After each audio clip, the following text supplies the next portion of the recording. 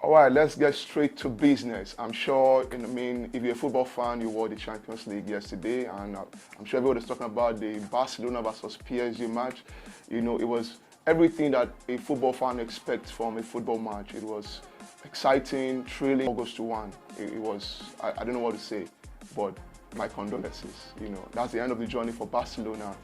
I mean, what can we say about the match? The red card, it just changed everything about that match. Barcelona was in charge. I mean, they were conceding possession, which was their game plan, and they were hitting PSG on the counter because PSG was coming to that match with a goal difference.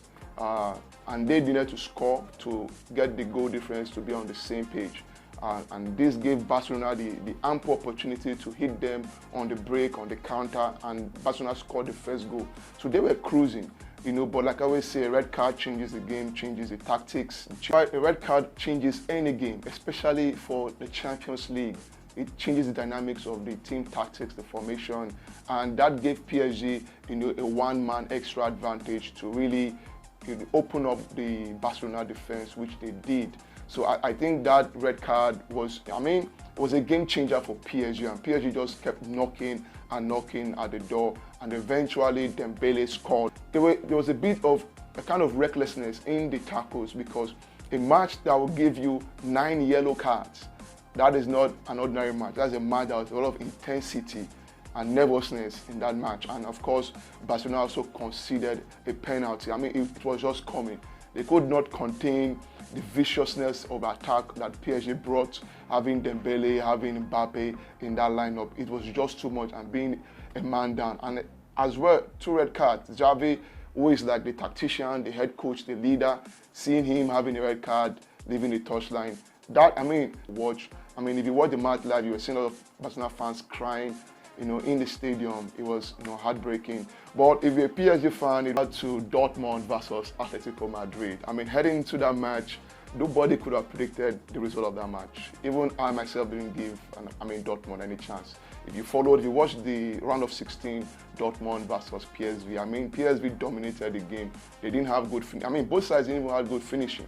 And that led many people to say, you know what, I think Atletico may just have the day. And coming into the second leg, we just felt Atletico, with their good defense capability, were just going to hold and grind the game, but that did not happen. 2 goals in 4 minutes, that just opened the game up, and Dortmund just grew in confidence. Atletico Madrid came back, you know.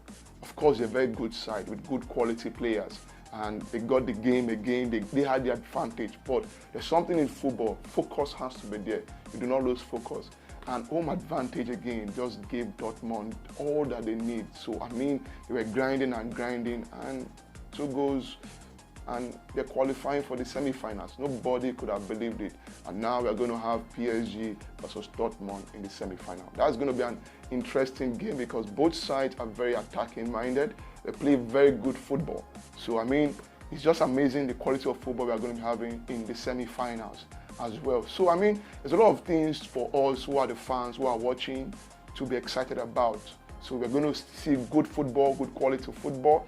And again, something to notice in the Atletico Madrid and Dortmund match is that unlike PSG and Barcelona, we had very few yellow cards. We had just 3 yellow cards in the match. And that is surprising, knowing the kind of a team Atletico Madrid is. They don't mind getting yellow cards. So I don't know why the coach changed his tactics. They didn't play more defensively, especially when they got 2 goals back. They should have just locked up their defense, grind the game out, see the game through. But I don't know what happened. They changed their game plan. They say don't change what works for you. They did, and they had to pay dearly. So, it's something that other teams playing today will have to look at to say, do we stick to what we know, what works for us, or do we try something new to get a result? That's football. We're going to see how that works out for today's game.